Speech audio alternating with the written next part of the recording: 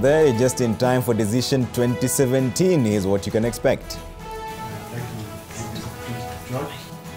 Civil society hit the Jubilee government deregisters Kenyan Human Rights Commission. We don't need to fight one another. We don't need to destroy each other's property. We don't need to take life. Uhuru's call for restraint as he symbolically walks from Harambee House.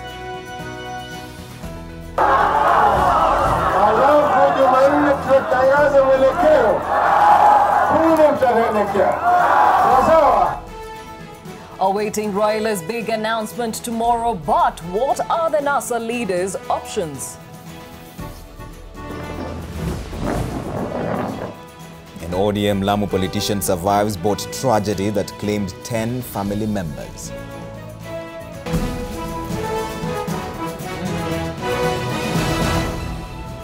Thank you for joining us on Decision 2017. Our sign language interpreter tonight is Flora Atino.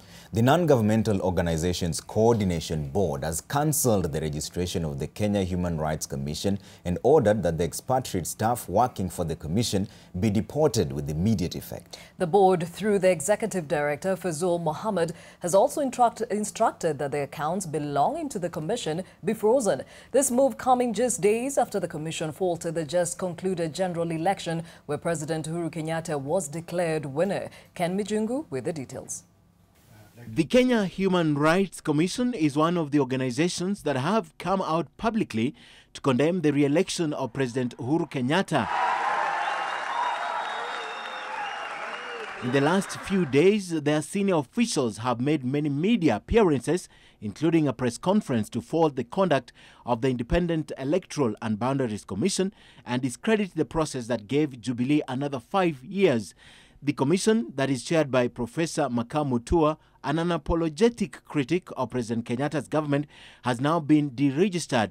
The NGO Coordination Board says the commission has misused 1.2 billion shillings and failed to pay taxes amounting to 100 million shillings. In a two-page letter addressed to the chairman, Professor Makau Mutua, the NGO's board accused the commission of operating 4 illegal bank accounts, 2 at the NIC Bank and 2 at the Commercial Bank of Africa. The commission is also said to have failed to pay statutory taxes that have accumulated to 100 million shillings to the Kenya Revenue Authority. The commission has also allegedly employed expatriates who do not hold valid work permits, concealed illegal payments to its board members which cannot be traced in the main bank statements, failed to declare annual returns, and failed to disclose payments made to the board members at the commission. Further, the commission is accused of not being able to account for 1.2 billion shillings received as at the 4th of October last year. The NGO board has since written to the governor of the central bank, alerting him of the alleged irregularities and advising the CBK to freeze the commission's accounts. KRA has also been advised to begin the process of recovering the outstanding taxes amounting to 100 million shillings.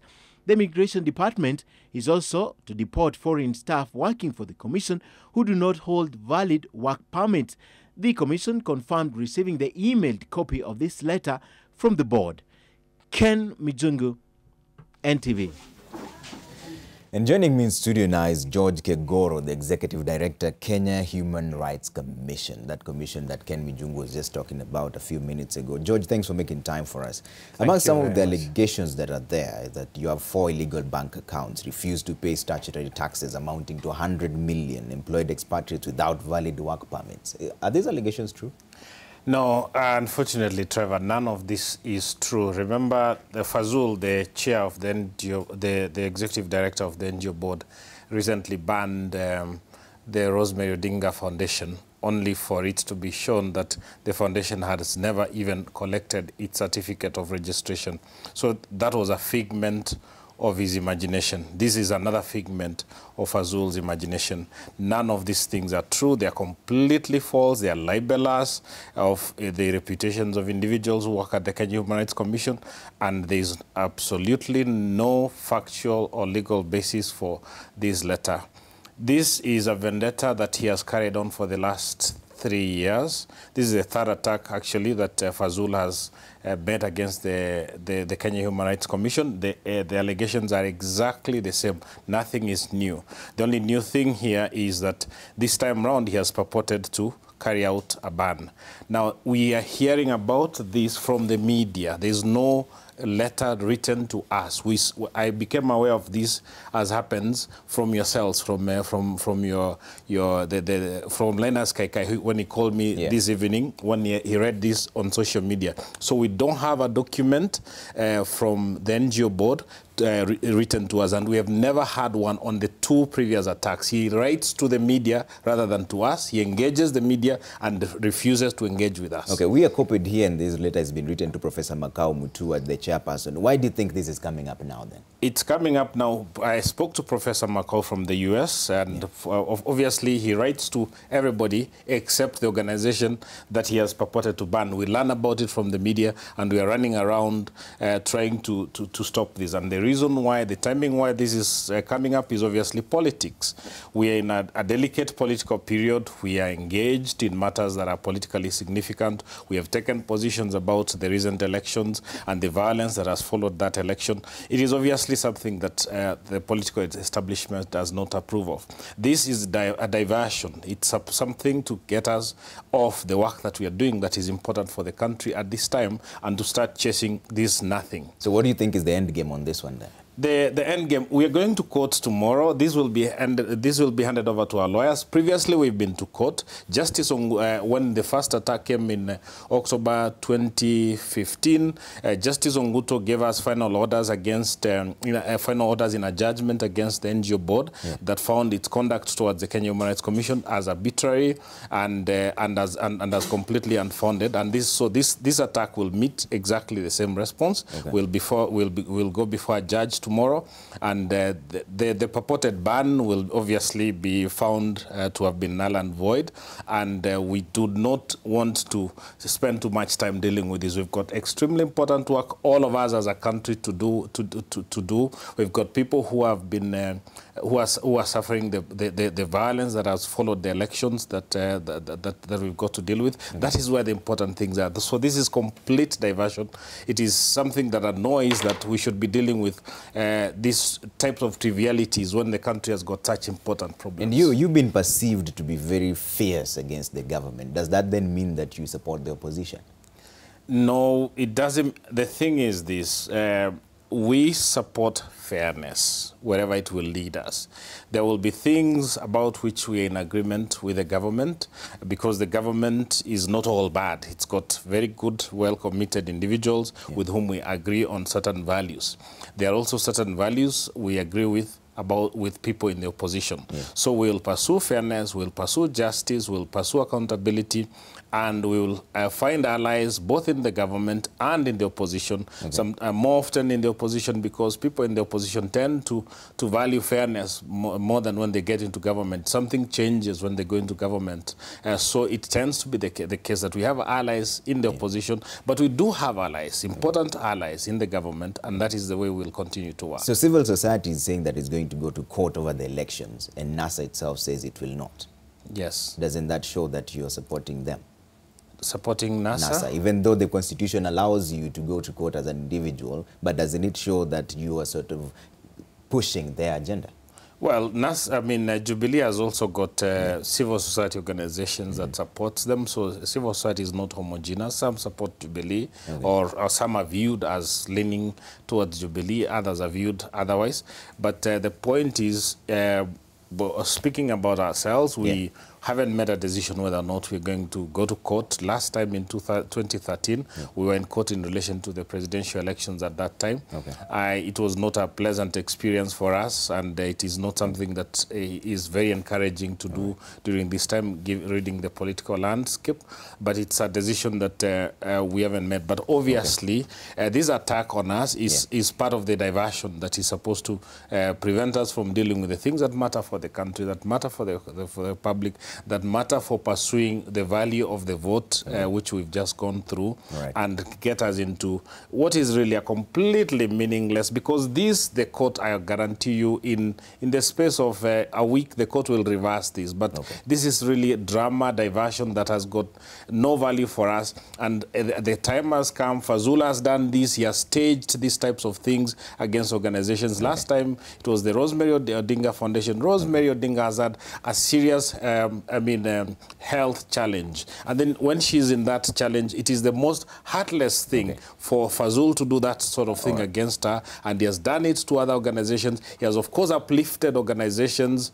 He's given a prize to organizations for NGOs that are aligned. So you're going to challenge this in court? Yes, you're going to challenge this in court. But I was making the point, Trevor, you don't seem to want to hear the point, that he, as he denigrates some of us, he also exalts organizations that are leaning towards figures in the political establishment. So obviously, Fazul is the kind of regulator that the political establishment likes, because he smears people that are viewed as the enemies, and he exalts people that are in the political establishment. Okay. All right. Thanks for making time for us. Thank you. George Kegoro, Executive Director, Kenya Human Rights Commission, will definitely be following up on the details and whether they'll receive the letter eventually or not. For now, there's more stories we're following up for you. The confusion over who killed the 9-year-old Stephen Mora in Madhare's skirmishes deepened today, with the police denying culpability and instead blaming criminal gangs. Nairobi Police Boss Japheth Kome says the police were forced to engage in a shootout with criminal gangs and that Stephanie may have been caught in the crossfire. NTV's Brenda Wanga reports that the assertion from the police contradicts eyewitness accounts. It's been 2 days now since the fatal shooting to death of 9-year-old Stephanie Mora, and her family is still looking for answers over their tragic loss. Today, that search took them to the Chiroma mortuary where the body of their daughter has been lying. They were here for the post-mortem examination to confirm the cause of the death of their child. The exam took over 2 hours to conclude and was conducted under the watchful eye of the family's pathologist and officers from the Kenya National Commission on Human Rights and the Independent Policing Oversight Authority. The verdict, when it came, was a confirmation of what the family have been saying. It's a fact that has been confirmed that she was shot. According to the post-mortem results, Stephanie was shot dead with a high-velocity bullet that, according to police sources, can only be discharged from either a G3 or AK-47 rifle. The bullet hit Stephanie in the chest, went through her heart and exited from the back. The impact so great it left a gaping hole in the concrete wall. Whatever happened should be able to take the light cause. People who are responsible should be able to be brought to book, and the family should be able to be compensated in the light way possible. However, we cannot have the best compensation for the family for the sake of our life, but we are saying that justice must be done for Stephanie. It is confirmation that the family said it needed to hear as it plans its next move against those responsible for Stephanie's death. According to eyewitness accounts, the culpable party are security agents. Polisi walikuwa polisi wawili. Alikimbia akakuja karibu na hapa kwa soko. Akatoka tena karudi pale juu. Alikuwa brown hivi na mslender. Na akakuja akasquat kwa kuna couple ka stima hivi. Akasquat hapo. Akisha squat aka-aim kwa hii plot. But today, the Nairobi police boss Japheth Kome was defending his charges over the allegations of excessive use of force to quell the protests that rocked part of the city over the weekend, Mathare 2A area included. There was this gangster who was armed, and he was, as he was retreating to the back of the buildings, he was firing. So then, in between, and he was firing embarrassingly. In between is very unfortunate. This child, a beautiful girl, lost her life. Very unfortunate indeed. According to Kome, the police officers who had been posted to manage the Mathare situation only opened fire after coming under attack from criminal elements who were armed. That explanation will do little to reassure the grieving family who insists that their child was killed by a policeman's bullet. In the meantime, the family has started burial arrangements and will lay her to rest next week. Sasa ile shida tuko nayo ni shida ya pesa. Vile tutatransport hiyo mwili mpaka nyumbani ili aende kupumzika huko. For now, the family of the late Stephanie is concentrating its energies on raising funds to enable them to give her a decent send-off. But the family says it will be discussing what actions to take after the burial of their daughter. Brenda Wanga, NTV, Nairobi. Elsewhere, President Uhuru Kenyatta says Kenyans not happy with the results of presidential elections have the right to air their grievances, but through lawful means. He says peaceful demonstrations and litigation are constitutional means for them. And he says, however, the people who are looting or destroying property will be dealt with by the police, even as he urged the police to exercise restraint when dealing with protesters. The president, who has been re-elected for a second term in office, today visited Harambee House and met the Assumption of Office Committee. Andrew Ocheng with more. The president visited his Harambee House office where he met the Assumption of Office Committee. Ordinarily, after an election, the committee is supposed to brief an incoming president on matters of the state, touching on all affairs of the country. However, being that Kenyatta is the incumbent, it's still not clear what the meeting dwelt on. Afterwards, he left the office for about an hour, but later came back to address the press. He still extends an olive branch to the opposition, just like he did when he was declared the winner of the election. He has, however, said that those who are not satisfied with the outcome of the polls are allowed to use constitutional means to express their dissatisfaction, endorsing peaceful protests and litigation. The police are willing and ready. Say you want to have a demonstration in this place at this time, organize it with the police. You don't need my permission or Jubilee's permission. It's there in the law. Just do it peacefully, orderly. Don't interrupt the lives of other Kenyans and express your view. That is allowed, and nobody has a problem. But as a government, we will not allow loss of life, destruction of property, and looting, because many, many millions of Kenyans also are desirous to go about their business as before. Kenyatta has also urged the police not to use excessive force when dealing with demonstrators. We don't need to fight one another. We don't need to destroy each other's property. We don't need to take life. To our policemen and women, we thank them for the good work that they are doing, but we continue to encourage them to use restraint as they exercise their duties. To our friends who have yet to accept the outcome, we continue to appeal to them that we have extended our arm and a hand of peace and a hand of friendship. The meeting with the Assumption of Office Committee appears to set the stage for the beginning of arrangements for Uhuru's swearing in. Anyone not happy with his re-election has until Thursday this week to file a petition at the Supreme Court, that being the end of the 7-day period allowed by the Constitution. The task of the IEBC after declaring the winner of the presidential election was to formally notify the Chief Justice and the incumbent in writing, informing them who the winner is. In this case, the incumbent was also the victor. When he won the presidency in 2013, he was sworn in on the 9th of April at the Kasarani Stadium before then Chief Justice Dr. Willy Mutunga. This was in line with the Constitution, which now dictates that the ceremony be done in public, perhaps to avoid the scene after the disputed 2007 election, where President Mwai Kibaki was sworn in late in the evening at State House before a few invited guests. This time, the president will be sworn in on the 29th of August, which is the first Tuesday, 14 days after he had been declared the winner of the election. But the date of the 29th only stands if there is no petition filed in the Supreme Court. If there is a petition and the court rules in favor of Kenyatta, then the swearing-in will take place 7 days after the judgment. If the Supreme Court nullifies the election, then another one will be held within 60 days after the ruling. While it claims that it was unfairly denied its victory, the opposition is expected to reveal its course of action tomorrow. It has condemned the high-handedness with which the police have handled the protests and the killings and injuries that have occurred as a result. What next for the opposition, given that from all indications they have shown that they may not be going to the Supreme Court to seek redress, even though they are not satisfied with the outcome of the presidential results? Well, we will find out tomorrow from the NASA presidential candidate. Andrew Ocheng, NTV.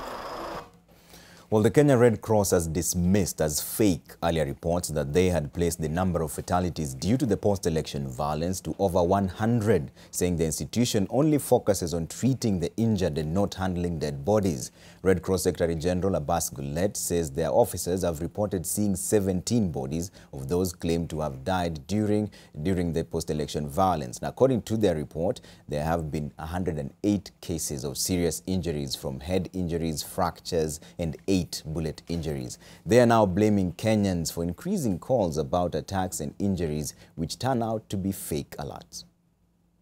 Our tracing team has checked and found out we have 9 in Nairobi and 8 in Kisumu. But again, there could be more out there. So again, I'm just saying what we now know that are in mortuaries, those are the numbers that are there. In terms of the gunshot wounds, I would just say there's one that was in Hola, and one in Tana River. So those are 2 in Tana River. In fact, it was Hola and Tana River is the same county. 3 in Nairobi and 3 in Kisumu. There was a perception out there that Red Cross and other agencies supplied body bags to the government, and I've said no, this is not true. As part of a toolkit for our emergency, we have lots of materials and equipment, including body bags that we would use only during emergencies. Let's take a look at some numbers now. When it comes to elective positions, be it in the National Assembly or the Senate, the Jubilee Party has the numbers. Smriti Vidyarthi breaks it down for us. Thanks, Gladys and Trevor. Let's start with the number of counties won by the 2 main candidates. Out of the 47 counties, 26 were won by Uhuru Kenyatta. 6 of those counties include Garissa, Wajir, Marsabit, Samburu, Narok and Nyamira. They were won over from the NASA flag bearer by Uhuru Kenyatta this time around. 21 counties were won by Raila Odinga. Now, Jubilee has the biggest share of the pie when it comes to the governor seats. Taking 25 out of 47 seats was the Jubilee Party. That is 6 more than in 2013. Now, NASA holds 18 seats. Independent candidates have 2 seats. And the Mandeleo, Chap Chap and Kanu Party each have 1 seat. In the National Assembly, let's have a look at what it looks like here. The Jubilee Party has more control over the House, winning 100, there you go, the number is rising, 138 seats compared to NASA's 108. Independent candidates won a total of 13 seats and other parties hold 29 seats. All right, and now on to the Senate coming up on your screen.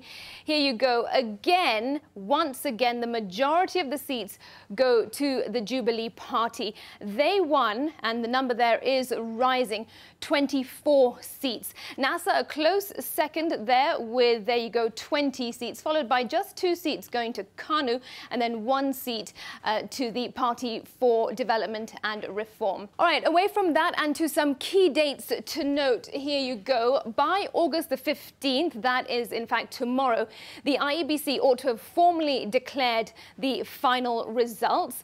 And then in a week's time, that is August 22nd, on Tuesday, MPs, that's the members of the National Assembly, will be sworn in. Now, it's also by this date that anybody contesting the presidential election outcome should have filed a petition with the Supreme Court. Now, August 29th is the likely date when the president-elect will be sworn in the absence of a dispute. And if there is a petition, the 5th of September is when the Supreme Court will have to determine any petitions. And then September 12th is the date that the president-elect will be sworn in case the Supreme Court then throws out that petition. So these are the dates to watch. Gladys and Trevor, back to you. Well, thanks, Smriti, for that comprehensive analysis. Away from that, 6 bodies have been recovered in an ongoing search for a boat carrying 11 family members and the captain of the vessel, which disappeared in the Indian Ocean shortly after leaving Kizingitini village, that's in Lamu, on Sunday. Lamu East constituency ODM candidate Chekue Kahale was, however, found alive and has been taken to hospital. Beta Mwangangi with more. Marine patrol boats were dispatched on a rescue and search operation Sunday evening after the disappearance of the boat and its occupants was reported. Shekwe Kahale and his family were heading to Manda Airport to catch a flight to Mombasa before their boat capsized between 10 a.m. and 12 p.m. around Manda Bruno area. Basi ningependa kuwathibitishia kwamba wale watu tunaopoteza ni watu 6 ambao wamepatikana. The bodies of his wife, his 4 children and sister, as well as the coxswain, have been recovered and taken to Kizingitini for burial. Kahale was found alive at Majunguni area in Shanga Island Monday morning, looking weak and tired. Witnesses say he was not talking, but still had his life jacket on, pacing up and down the lone island. It is believed he used his skills as a former fisherman to swim several kilometers to the shore. He is now receiving treatment at the King Fahad County Hospital. The captains wa boat, tungependa sana waangalie wakati bahari imechafuka wasichukue ile risk ya kuingia ndani ya bahari. Hata kama wako na uzoefu na namna gani baharini. Heri kusubiri kidogo mpaka yale mawimbi yapungue. Kahale emerged second in the Lamu East parliamentary race in the just concluded general election, which the incumbent Sharif Athman Ali retained on a Jubilee party ticket. The search is on for the remaining occupants of the ill-fated boat, an operation which has been hindered by high tides at Manda Bruno. Peter Mongangi, NTV. 23 minutes past 9, we take our first short break, but we'll be back with more.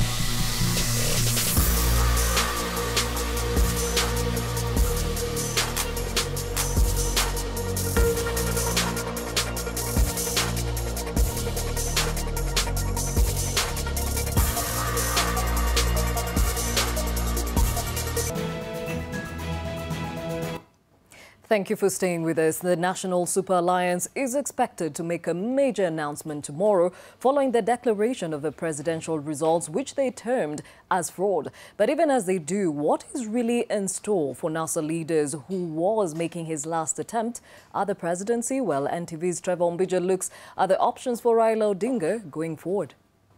The Independent Electoral and Boundaries Commission insists that the results declared are credible and a true reflection of the will of Kenyans. But the opposition will have none of that. That being the case, Raila Odinga now legally only has two options. The first is to contest the results in court within 7 days. The Supreme Court, on the other hand, is expected to give the verdict within 2 weeks. During that period, there will be no swearing in of the president-elect until the Supreme Court's ruling is delivered. Going to court for us is not an alternative. We have been there before. The second legal option he has is not to contest the results. He can choose to concede defeat or to decide just not to contest while he is not conceding defeat. Of course, even if he chooses not to contest the results, it's possible for another stakeholder in the process, another voter, to file a petition in the Supreme Court, which then takes us back to option one.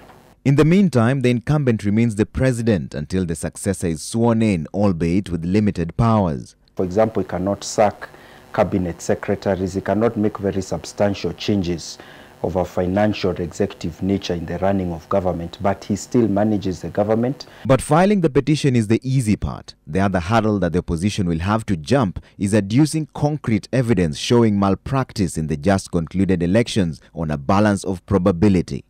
Not any discrepancy, not any irregularity is sufficient to nullify an election result. And this is based on the Constitution itself and the Elections Act, which states that the irregularity must be shown to have affected the final outcome. International observers on Thursday praised the handling of the presidential election, with the European Union mission saying it had not seen any sign of manipulation. But NASA is having none of that. President Thabo Mbeki is a great patriot, I admit, of South Africa. But I think he should have been vetted. The AU should have determined whether he was the right person to come here. And the same goes to John Kerry. I mean, these characters, when we hear their names, they look like from heaven. The statements of the observers will have a major impact. Trevor, speaking as somebody who has litigated election cases, I can tell you that one critical thing you look for when you are defending an election petition is for that cumulative amount of evidence from various stakeholders. Pundits reckon that whatever the outcome, the president-elect will have to focus on healing a nation deeply divided with splits almost right down the middle. Trevor Ombija, NTV. Still remaining in the political field, Ukambani MPs who lost in the recent elections are now pledging support for President Uhuru Kenyatta's Jubilee Party, insisting it is a decision reached by the Kamba community. The MPs, led by outgoing Kitui Senator David Musila, say the Kamba community cannot bear staying in the opposition for another 5 years. They congratulated President Uhuru Kenyatta on his re-election. We have discussed this issue and we feel and it is not really limited to us. It is something that the community is considering seriously, its position in government. We have already, we feel, been in the opposition for 5 years, and we do not think it will be in the interest of the community to stay in the opposition any longer. In this connection, we will be seeking their views.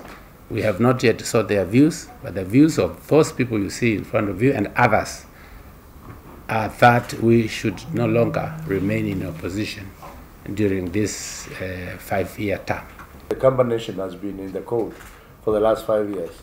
This particular individual hasn't been, and we cannot and will not allow him to continue doing better with over 2 million Kamba people. Purely for their interest, simply because he is not in and the Kambas are not.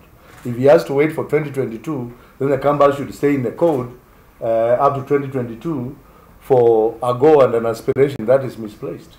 It is unfortunate that most of us never got our seat back. But we went out there not to win our seat, but to support the government. Monove and I, we've been in the forefront, it took by, and we sacrificed our seat to deliver canvas from the opposition. And that is the point we are stressing today.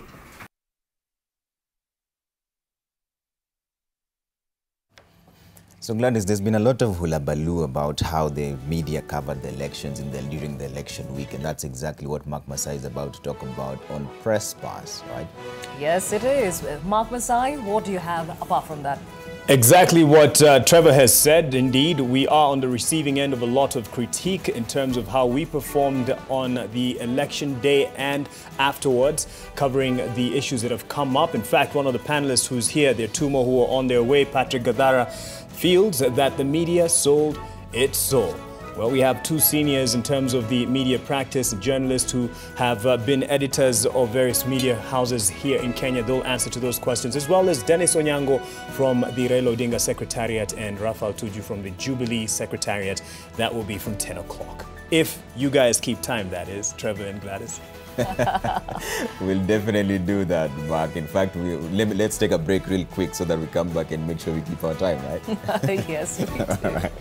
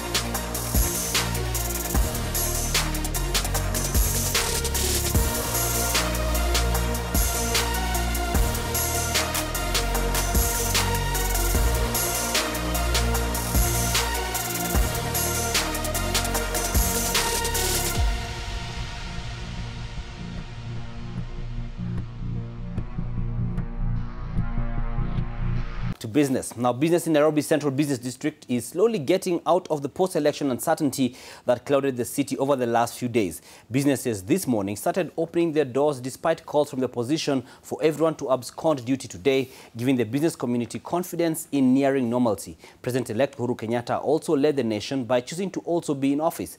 Laban Cliff-Onserio reports. Exactly 6 days after the country went to the polls, Nairobi is back to life again. This despite of the directive from the opposition to its supporters not to show up to work.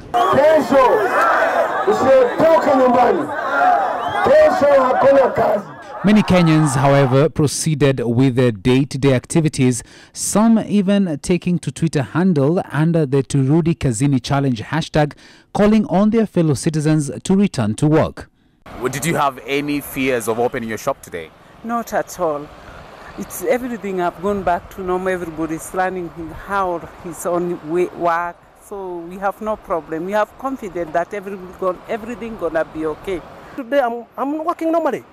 I'm working normally. Right now I'm rushing somewhere. I've got a meeting and have to attend to it because it's more important than what has happened in the past. The Kenya Daima Initiative, a private sector-led effort towards responsible leadership, also weighed in on the political climate that threatened to stall business. We urge all who are aggrieved by the election outcomes to follow the laid-down process and procedures in seeking redress. Further, we are asking that Kenyans maintain peace and calm during this period and allow the judicial system in Kenya to exercise its functions fully. The business community will continue to fully support and working with the government in accelerating job creation, empowering our youth and promoting large and small enterprises, and doing all this in ways that do not harm our environment or otherwise endanger Kenyans.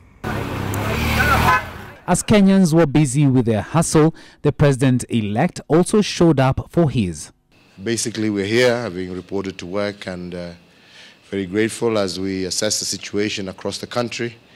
We're very grateful that Kenyans have said that the election is behind them. The majority have returned to work. We encourage that. According to Ganges, a research company, activity at the Nairobi Securities Exchange appeared not to have suffered any hitch, picking up instead with over 80% foreign investor participation. Laban Cliff-Onserio, NTV Business. Now, keeping on that conversation, Tourism Cabinet Secretary Najib Balala has called on international media houses to desist from reporting inaccuracies relating to the state of the nation's security. Balala spoke during a briefing with the media where he gave a status update on the tourism industry. Here's Alex Mwangi with more details. Tourism is a key foreign exchange earner for Kenya, having recorded revenues in excess of 100 billion shillings last year. Given the importance of the sector to the economy and the prevailing political situation that has sent jitters abroad, the Cabinet Secretary for Tourism on Monday morning stepped out to calm nerves. There are pockets where there have been some protests, and that is Kibera and mainly Mathare and a few places in Kisumu. The rest of the country, the beach destination is safe and secured, and the people of the Coast Province have said they don't want protest and they want peace because they suffered in 2007. We are full. Occupancy is there recording an average of 90% within the Masai Mara area. So right now Nairobi is quiet and we are seeing the situation continuing as long as there is tension. As we speak right now, Diani is recording occupancies of about 60%, while Mombasa and Kilifi are quiet for the same reasons. Balala has decried the international media's coverage of the happenings in the country in recent days. We are disappointed with the international media because of the way they portrayed Kenya. Kenya is not burning. Kenya is peaceful. Kenya has moved on after the general elections. The tourism sector accounts for about 500,000 jobs, both directly and indirectly. Over the last 12 months, growth in the sector was largely derived from emerging markets. In Africa, West Africa, East Africa, Southern Africa, and also Asia, China, has seen a very strong growth into the country, and the domestic market has continued to improve. In terms of bed nights, total bed nights in the country, they represent over 60% of the bed nights. The launch of the Madaraka Express, has really boosted the domestic travel to Mombasa. Look at the way they walk. Legs on one side go together. Players in the tourism industry are exhibiting confidence that the sector will grow more this year than it did last year, buoyed by a quick return to normalcy after the general election and one-off boosts such as the hosting of the Under-18 World IAAF Championships. Last year, 2016, was 17%, and we expect to go up to 20%. That is our projection. Alex Mwangi, NTV. And still on matters post-election, the matatu industry is reporting that it has suffered hundreds of millions of shillings in lost income after Kenyans stayed home in post-election jitters. The Matatu Welfare Association says that the paralysis in the matatu sector was because Kenyans, fearful of possible violence after the polls, leaving the industry with no one to transport, or not too many people transport. Incidences of violence have been reported around the country since Friday, with PSV owners saying one matatu was burnt down in Kisumu. The association has called upon the political leadership to preach peace as they find a way out. For those few days, that's from Wednesday up to now, close to 700 millions. If we go another 3-4 days, that will clock to 1 billion. Yeah, that's the money that would have generated if we were to go on a normal day-to-day PSV operations. Yes. We humbly request all workers in Kenya, especially those in the formal and informal sectors, i.e. matatu, juakali, hawkers, and other service providers, to take courage and report to their working stations and resume their jobs. That is critical for our economic growth. Keeping away or absconding their routine work is not a solution to solving this ugly impasse. Now, away from election matters, then, Kenya is on track to closing the 2016-2017 coffee season several billion shillings richer after posting positive prices all through the season. The Nairobi Coffee Exchange reports that Kenyan coffee earned a total of 14.3 billion shillings by the end of July 2017, having sold 29.3 million kilos. Year on year, 2016-2017 posts better prices than the previous year as the value of the coffee increased by 2 billion shillings. Now, this is despite the production being 2.1 million kilograms less than it was the year before. The NCE says that this year's lower production is working to the country's advantage because traders are competing for the little available coffee, pushing prices up to 24,308 shillings per 50 kilogram bag compared to 19,467 shillings that was offered last year for the same weight.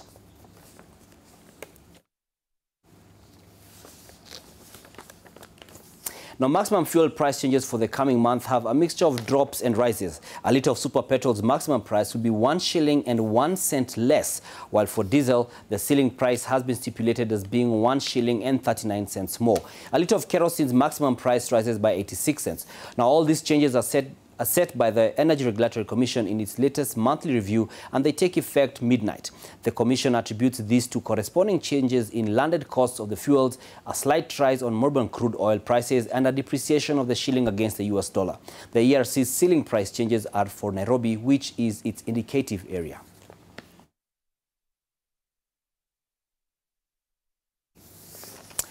Business myself done, but Trevor and Gladys are not. Good night.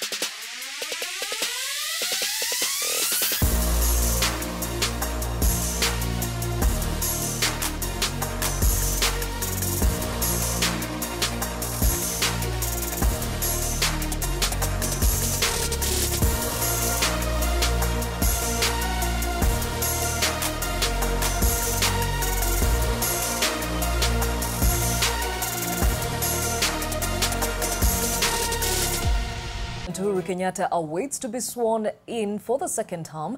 We now look at how the son of Kenya's first president, Mzee Jomo Kenyatta, successfully retained his seat. Uhuru faced a serious challenge mounted by united opposition in the form of the National Super Alliance, or NASA, if you may. Enoch Sikoli Azmu.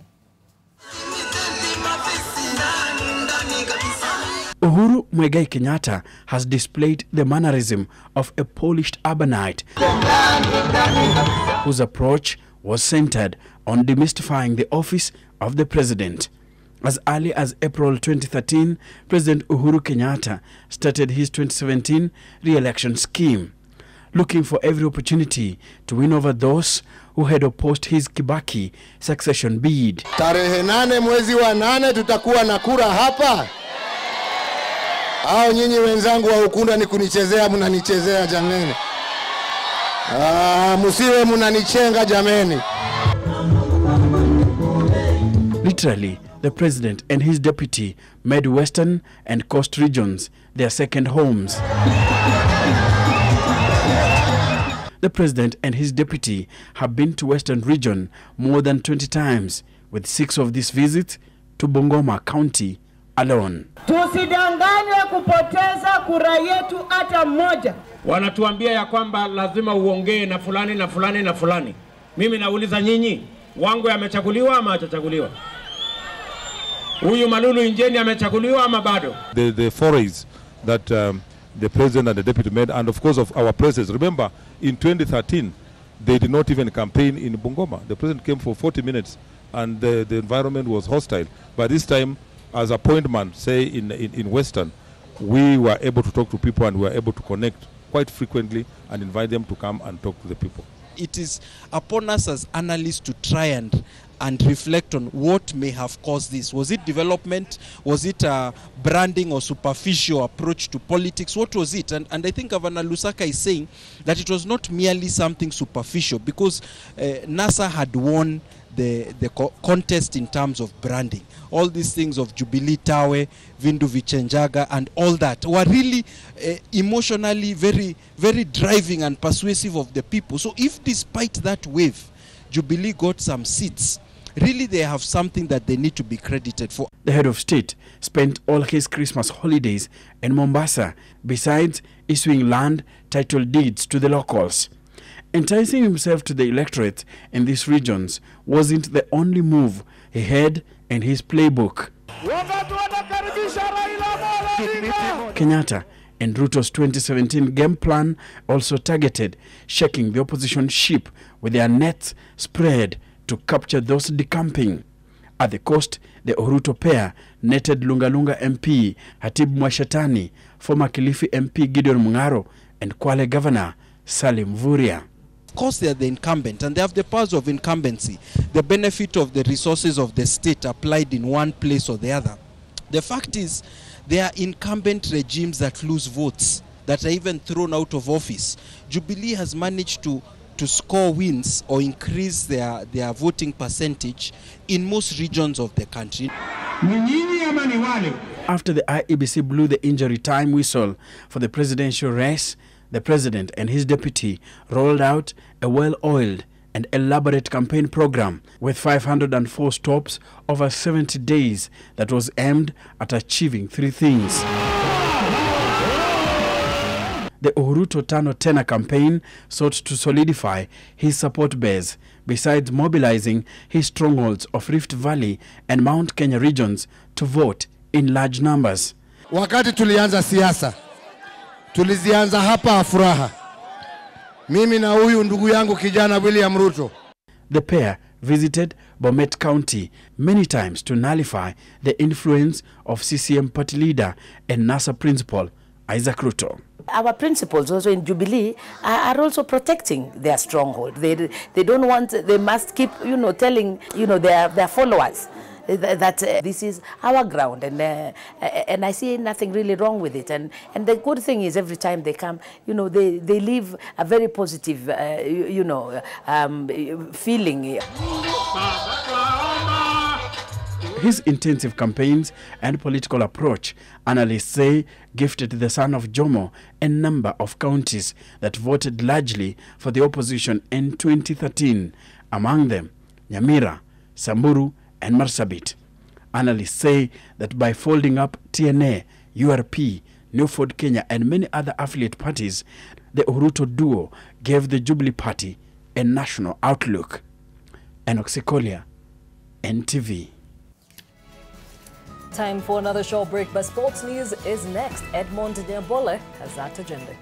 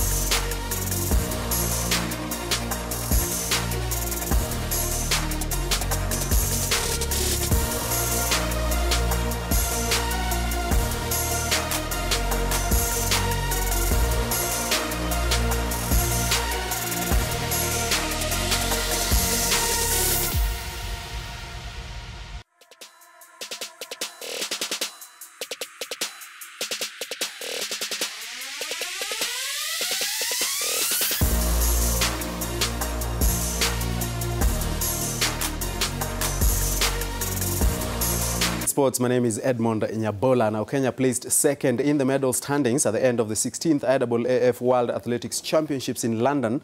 2 more gold medals in the final day of competition from Helen Obiri in the women's 5,000 meters and Elijah Manangoi in 1,500 meters. So Kenya collect a total of 11 medals, 5 gold, 2 silver and 4 bronze as the United States topped the medal table. Team Kenya will arrive back home 5 a.m. Tuesday.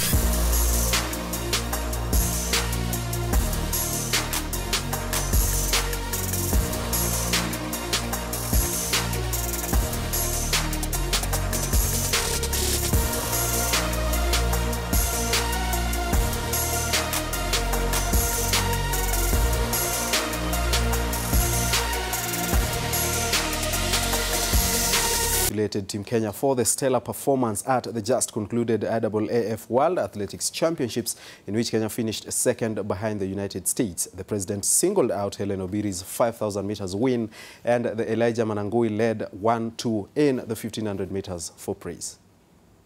And I'd also like to take this opportunity to congratulate our fantastic team in London for the great pride and joy they have given many millions of Kenyans, coming second in the world. The races yesterday were fantastic. Congratulations, Team Kenya. Pongezi, asanteni sana. Sina mengine, tuwashukuru wa Kenya. Congratulations to the team indeed. Now, multiple sprint champion and record holder Usain Bolt was in a reflective mood as his successful career spanning 15 years came to a close at the World Championships in London. Bolt was awarded a special prize by the IAAF before a lap of honor in the stadium made it clear that he would not turn back on his decision to retire.